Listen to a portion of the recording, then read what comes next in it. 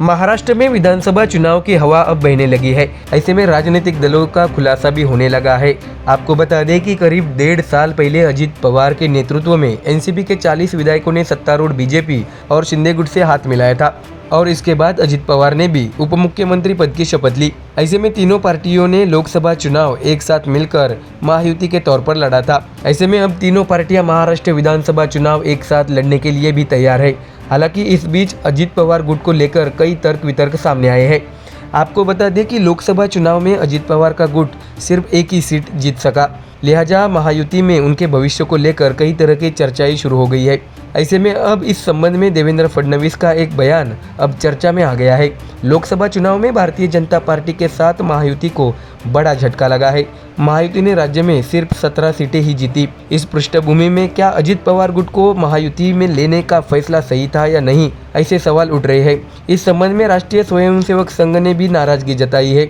हालांकि इस संबंध में अब उप मुख्यमंत्री देवेंद्र फडणवीस ने अपना रुख स्पष्ट कर दिया है। न्यूज चैनल इंडिया टुडे के कॉन्वेल में जब देवेंद्र फडणवीस से अजित पवार को महायुति में शामिल करने के बारे में पूछा गया तो देवेंद्र फडणवीस ने सुझाव देते हुए कहा कि कुछ समझौते करने पड़ते हैं, भले ही आप या आपके लोग उन्हें दिल से पसंद न करें।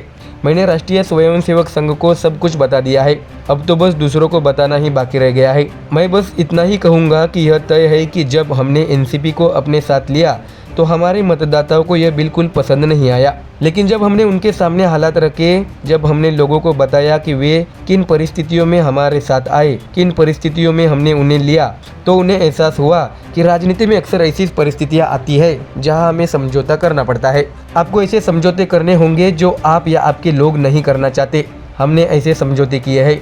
फडणवीस ने बताया कि लेकिन आज हम 100% नहीं बल्कि कम से कम 80% लोग यह समझाने में सक्षम हैं कि हमने ऐसा क्यों किया, ऐसा देवेंद्र फडणवीस ने कहा है।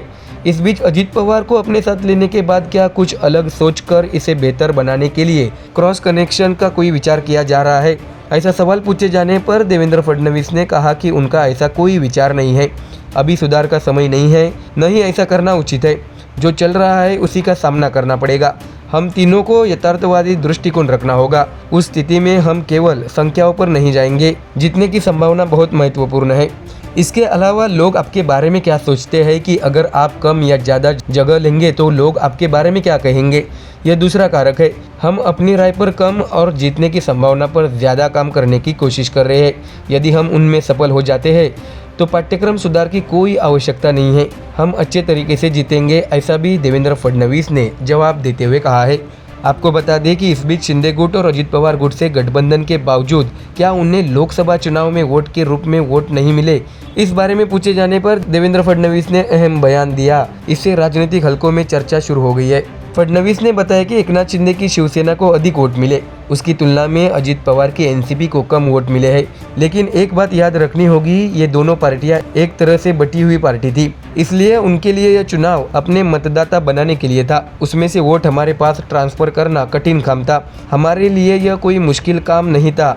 हम एक स्थिर पार्टी थे, इसलिए हम अपने विचार उनकी ओर मोड़ सकते हैं, लेकिन विधानसभा में ऐसा नहीं होगा। देवेंद्र फडणवीस ने यह भी कहा है कि वह विधानसभा में वोट हमारी तरफ शिफ्ट करने में जरूर कामयाब होंगे। तो देखा आपने, फडणवीस ने अजित पवार पर निशाना साधते हुए अपने मन की बात सबके सामने रखी है। ऐसे में बीजेपी का अगला क्या प्लान है और क्या बीजेपी पूर्व साथी उद्धव ठाकरे को अपने साथ लाना चाहती है या फिर कुछ और, ये तो आने वाले समय में पता चल ही जाएगा।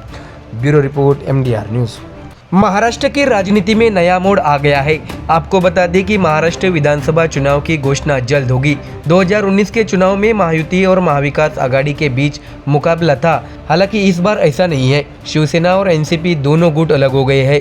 दोनों पार्टियों में सत्ता और विपक्ष में एक वर्ग है। ऐसे में लोकसभा चुनाव में 30 सीटें जीतने के बाद महाविकास आघाड़ी का आत्मविश्वास काफ़ी बढ़ गया है। आपको बता दें कि चुनावी माहौल में अब एक दूसरे को चुनौती देने का सिलसिला भी जारी हो चुका है। दरअसल कुछ दिन पहले ही उद्धव ठाकरे ने देवेंद्र फडणवीस को खुली चुनौती देते हुए कहा था कि या तो तुम रहोगे या मैं रहूंगा। अब इस चुनौती पर देवेंद्र फडणवीस ने पलटवार करते हुए उद्धव ठाकरे को जवाब दिया है। आपको बता दें कि 31 जुलाई को उद्धव ठाकरे ने मुंबई के रंगशारदा में बैठक की। इस सभा में उन्होंने देवेंद्र फडणवीस की जमकर आलोचना की थी और उन्हें कड़ी चुनौती भी दी। उन्होंने कहा था कि देवेंद्र फडणवीस मुझे और आदित्य को जेल में डालने की साजिश रच रहे थे, लेकिन मैंने सब कुछ सहा है। मैं जुनून के साथ उतरा हूँ। अब या तो तुम रहोगे या मैं रहूंगा। गीता के बोल भी यही कहते हैं। जब अर्जुन ने देखा कि उसके रिश्तेदार उसके सामने खड़े हैं तो उसे भी पीड़ा हुई। क्या मुझे भी पीड़ा नहीं होगी क्या? लेकिन बीजेपी एक चोर कंपनी है, ऐसा बयान उद्धव ठाकरे ने दिया था। उद्धव ठाकरे ने यह भी कहा कि ये हमारे लिए आखिरी चुनौती होगी, उसके बाद हमें चुनौती देने वाला कोई नहीं होगा। आपको बता दें कि इसके साथ उद्धव ठाकरे ने यह भी कहा था कि शिवसेना जंग लगी तलवार नहीं बल्कि ज्ञान की तलवार है। दरअसल उद्धव ठाकरे और आपके बीच विवाद आखिरी चरण तक है। इस दौरान उन्होंने चुनौती भी दी थी कि आप रहोगे या मैं रहूंगा, इस बारे में आप क्या कहेंगे? ऐसा सवाल पूछे जाने पर देवेंद्र फडणवीस ने जवाब देते हुए कहा है कि उद्धव ठाकरे भी रहेंगे और मैं भी रहूंगा। कोई कहीं नहीं जा रहा है। राजनीति में कोई किसी को खत्म नहीं कर सकता। हाँ, लेकिन लोग आपको राजनीतिक रूप से खत्म कर सकते हैं, इसके बिना कोई नहीं कर सकता है। अगर उद्धव ठाकरे को ऐसा लगता है तो उन्हें मुझे राजनीतिक रूप से खत्म करने की कोशिश करनी चाहिए। देवेंद्र फडणवीस ने आगे कहा है कि जब तक जनता का आशीर्वाद मेरे साथ है, कोई मुझे राजनीतिक तौर पर खत्म नहीं कर सकता। आप मुझे अभिमन्यु कहते हैं, लेकिन मैं भी कहना चाहूँगा कि मैं आधुनिक अभिमन्यु हूँ। मैं जानता हूँ कि चक्र में कैसा फंसना है और उससे कैसे बाहर निकलना है। मैं तुम्हें उस चक्रव्यूह को पार करके दिखाऊंगा। अभिमन्यु ने कौरवों के खिलाफ लड़ाई लड़ी थी, मैं भी कौरवों के खिलाफ लड़ रहा हूँ। ऐसी बात देवेंद्र फडणवीस ने उद्धव ठाकरे पर निशाना साधते हुए कही है।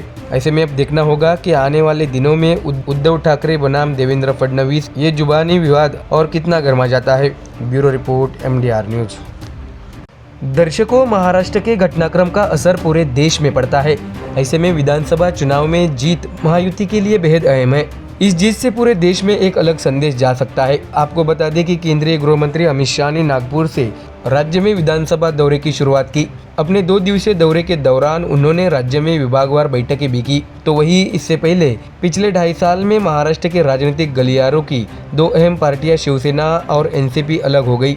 ऐसे में खबर उद्धव ठाकरे वाली शिवसेना की खेमे से सामने आई है। आपको बता दें कि जैसे जैसे विधानसभा चुनाव नजदीक आ रहे हैं, कल्याण पूर्व विधानसभा क्षेत्र में ठाकरे गुट की आंतरिक गुटबाजी सामने आने लगी है। ठाकरे गुट के विभाग प्रमुखों के बीच और वरिष्ठ पदाधिकारियों के बीच आंतरिक गुटबाजी है और विभाग प्रमुखों पर भरोसा नहीं किया जाता। ऐसे में सीधे तौर पर उद्धव ठाकरे को पत्र लिखकर इस बात की संभावना जताई गई है कि विधानसभा चुनाव से पहले कल्याण पूर्व विधानसभा में पार्टी को इस गुटबाजी से बड़ा झटका लग सकता है। आपको बता दें कि शिवसेना उद्धव बालासाहेब ठाकरे पार्टी के नेताओं के बीच गुटबाजी चल रही है। इससे निष्ठावान शिव सैनिकों पर गाज गिरी है, इसलिए उन्होंने मांग की है कि इस गुटबाजी को जल्द दूर किया जाए। आपको बता दें कि यह पत्र सोशल मीडिया पर वायरल हो गया है। आपको बता दें कि विधानसभा चुनाव का बिगुल कभी भी बज सकता है, इसलिए राजनीतिक दलों द्वारा चुनाव की तैयारियां शुरू कर दी गई है। आपको ये भी बता दें कि कल्याण डोंबिवली में 4 विधानसभा क्षेत्र है। बीजेपी विधायक गणपत गायकवाड़ द्वारा शिवसेना शिंदे गुट के शहर प्रमुख महेश गायकवाड़ पर गोली चलाने की घटना के बाद अब यह विधानसभा क्षेत्र चर्चा में आ गया है। तो वही बीजेपी और शिवसेना शिंदे गुट के बीच विवाद चल रहा है। ऐसे में उद्धव ठाकरे गुट इस मौके का फायदा उठाने में जुट गया है। इस निर्वाचन क्षेत्र में उद्धव ठाकरे गुट ने भी जोरदार तैयारी शुरू कर दी है और दावेदारों की संख्या बढ़ती जा रही है। हालांकि ठाकरे गुट में चल रही गुटबाजी अब चरण पर आ गई है। कल्याण पूर्व विधानसभा क्षेत्र के 7 विभाग प्रमुखों ने पार्टी प्रमुख उद्धव ठाकरे को पत्र लिखा है। इस पत्र में बताया गया है कि पार्टी में किस तरह से गुटबाजी चल रही है। पार्टी के वरिष्ठ नेता एक दूसरे के खिलाफ खड़े हो गए हैं। इससे निष्ठावान शिवसैनिकों पर गाज गिर रही है, जिसका असर विधानसभा चुनाव के परिणामों में पड़ सकता है। आपको बता दें कि इस विधानसभा क्षेत्र में विभाग प्रमुख से सलाह किए बिना निर्णय लिए जा रहे हैं। इसलिए कहा गया है कि सभी विवादाध्यक्षों में असंतोष का माहौल है और जल्द से जल्द इस गुटबाजी को खत्म करने की भी मांग उठती दिख रही है। तो दर्शकों, देखा आपने कैसे चुनाव से पहले ही शिवसेना उद्धव बालासाहेब ठाकरे पार्टी की आंतरिक गुटबाजी अब सबके सामने आई है। ऐसे में उद्धव ठाकरे इस पर क्या एक्शन लेते हैं, ये देखने वाली बात होगी। Bureau report MDR news.